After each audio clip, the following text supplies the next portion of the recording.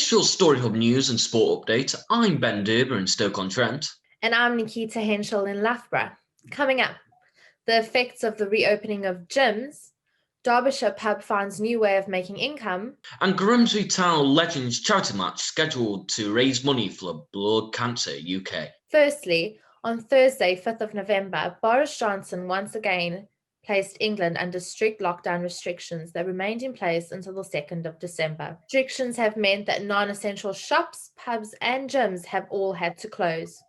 And for many people, gyms have had a huge impact on their mental health. Amateur boxer Henry Stapley shared his thoughts on returning to the gyms. Gym shutting affected me a lot because it affected my mental health, for instance, because I use it as a way to relieve stress.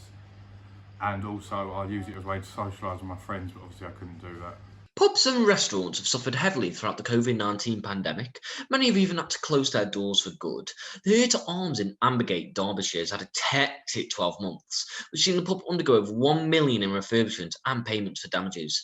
Senior supervisor Lewis Bates says that the pub have held open-air cinemas to generate extra income for the company. So throughout the year, obviously just after lockdown, we was holding events such as cinema nights, obviously out in the big field we've got a massive inflatable marquee as well, which meant we could hold 150 people in a safe area, be able to watch films on a big screen. A Lincoln-based Sunday League team created in the memory of lifelong Grimsby Town fan Richard Broadley, who lost his life due to leukemia, have big plans for next year. A team of GTFC legends have got together to play a special one-off fixture on the 10th anniversary of the team's creation, raising money for Blood Cancer UK along the way. Broadly chairman Matthew Newton said that he has been pleasantly surprised by the response. The idea was to sort of get a couple of pros, as I said, to play with our old players. But John McDermott, knowing Rich and knowing the story, and wanting to raise money for charity, he just said, "Here, I want everybody to play." Southend United Football Club have had a season to forget with debts, winding up orders and a dispute in the boardroom which has disrupted the Shrimpers' season.